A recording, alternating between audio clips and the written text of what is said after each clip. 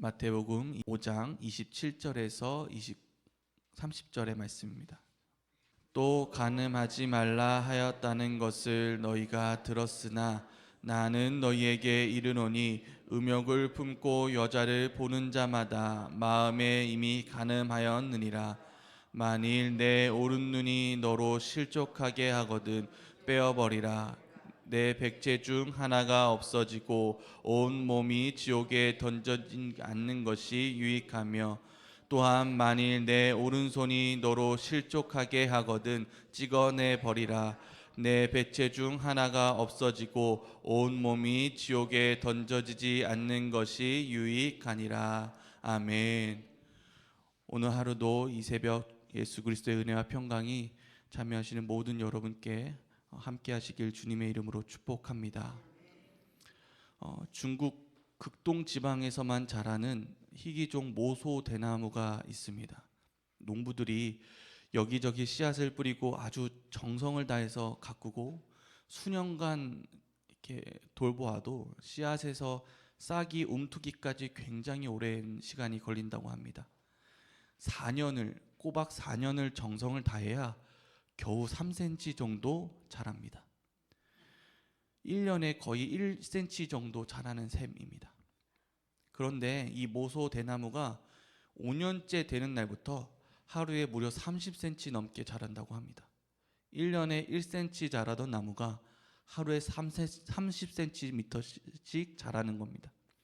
일주일로 치면 2m씩 자랍니다. 그렇게 6주 만에 15m 이상 자라서 순식간에 빽빽하고 울창한 대나무 숲이 된다고 합니다. 5년 차부터 그야말로 폭발적인 성장을 하는 것입니다. 사람의 눈으로 봤을 때 6주 만에 이루어진 놀라운 일같이 보일 수 있습니다. 그러나 이는 갑자기 일어난 성장이 아닙니다.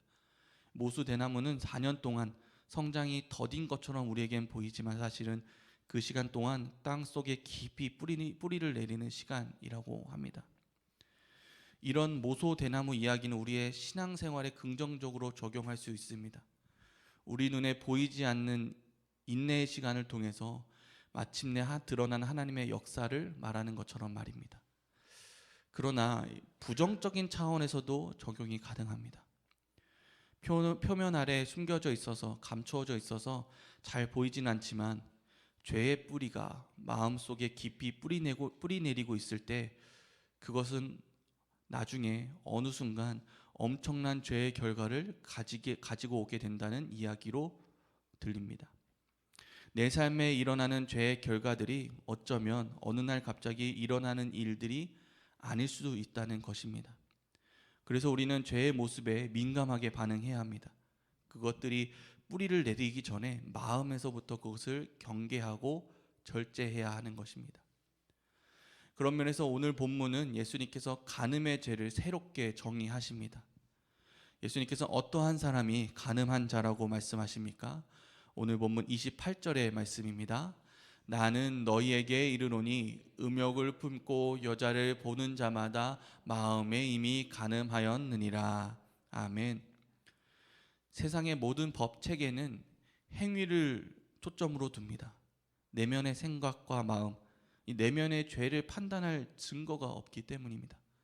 판단의 근거는 오로지 행위입니다. 했느냐 하지 않느냐입니다. 사람이 아무리 음욕을 품었다고 하더라도 그 어떤 행위가 없다면 고소 고발을 할 수 없습니다.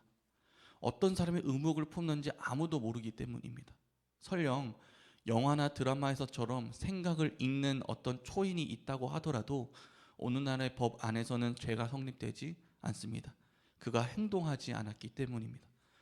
죄를 판단하는 기준이 오로지 행위에만 있습니다. 그런데 예수님께서는 간음을 오늘 새롭게 정의하십니다. 음욕을 품고 여자를 보는 자마다 이미 마음에 간음했다고 말씀하시는 것입니다. 그 사람이 여자를 성추행한 것도 아닙니다. 그저 바라봄으로 간음했다고 말씀하시는 것입니다. 왜 그렇습니까? 하나님께서는 마음을 판단하실 수 있기 때문입니다.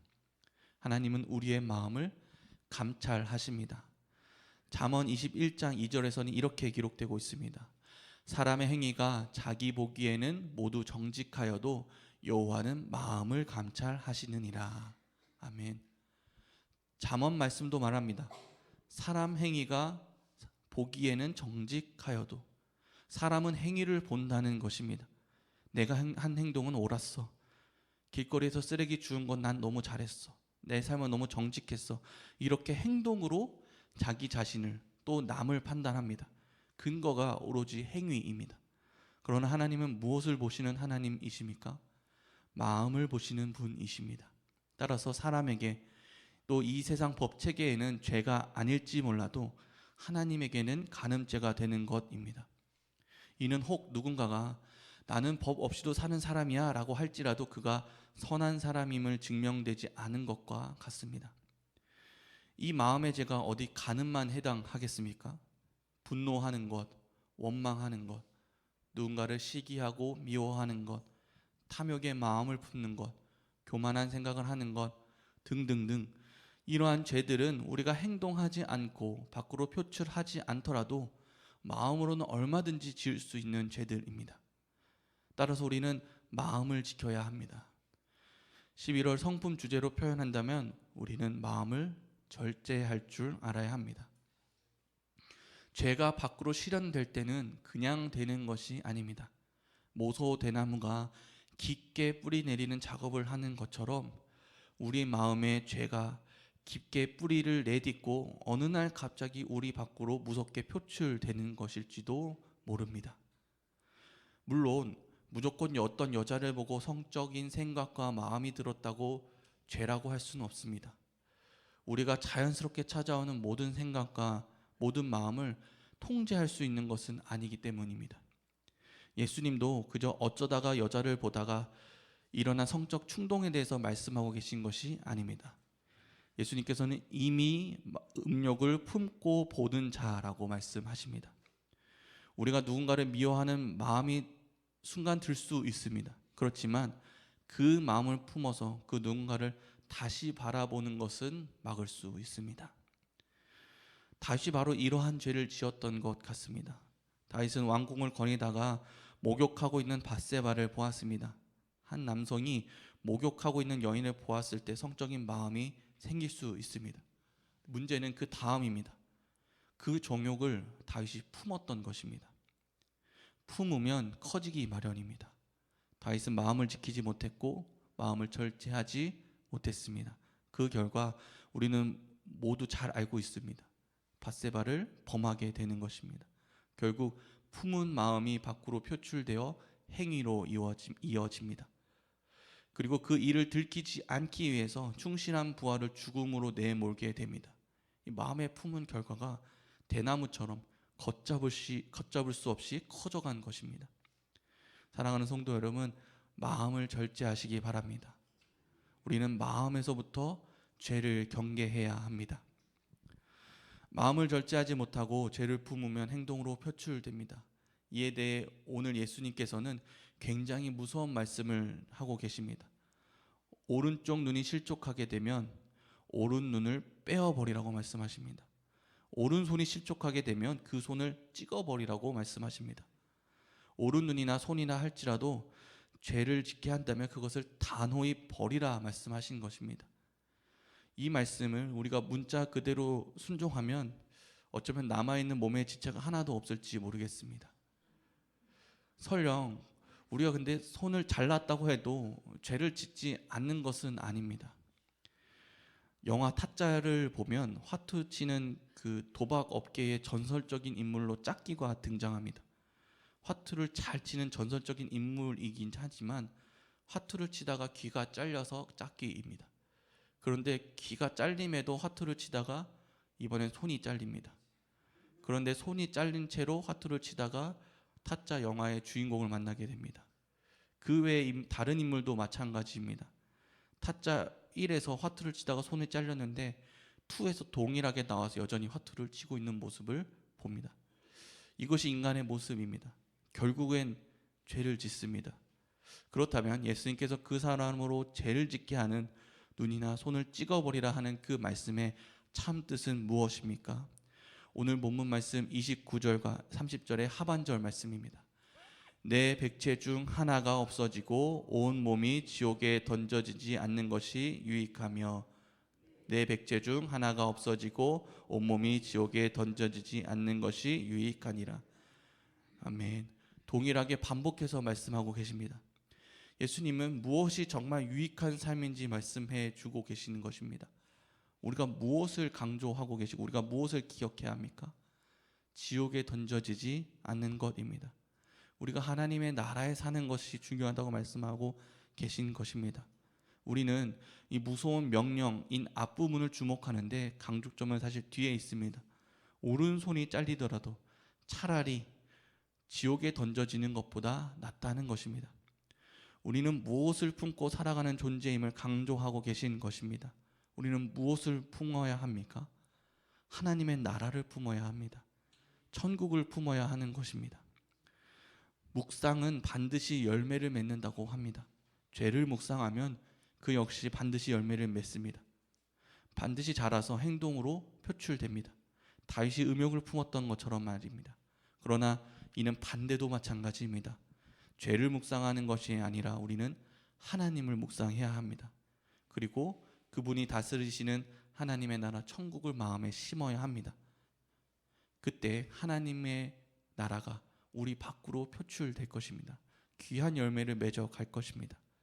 이것이 바로 마음을 지키는 길입니다. 우리 마음에 하나님으로 충만한 것입니다. 우리 마음에 천국이 가득한 것입니다.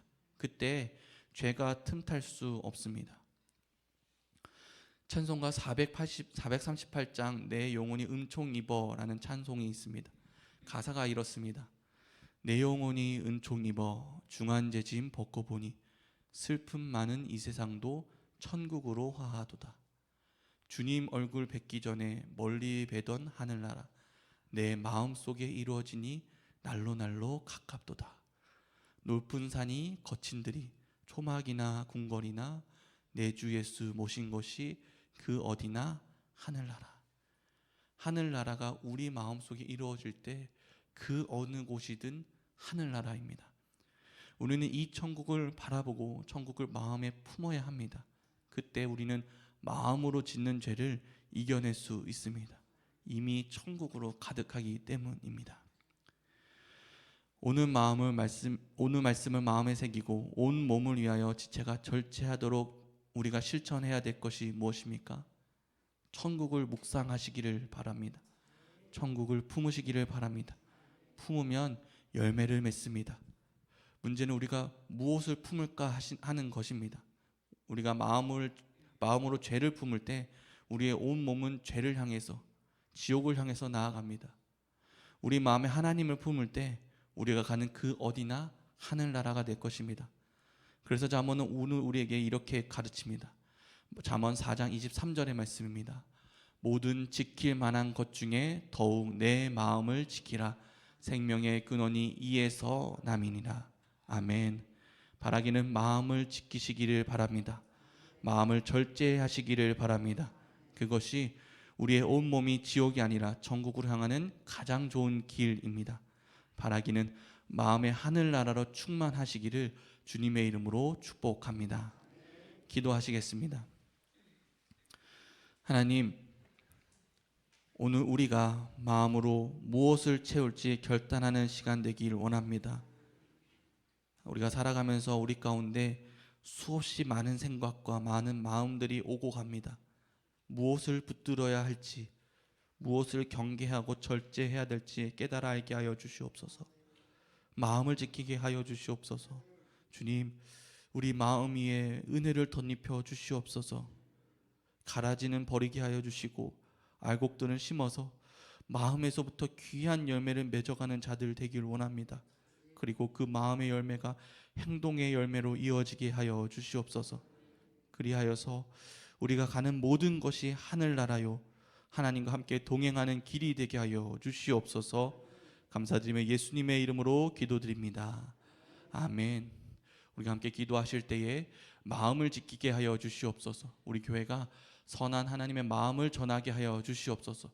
우리 세상이 행위보다 마음부터 정직하게 하여 주시옵소서. 우리 주어진 기도 제목을 가지고 또 개인의 기도 제목을 가지고 주님의 이름 한번 부르짖고 기도하며 나아가겠습니다.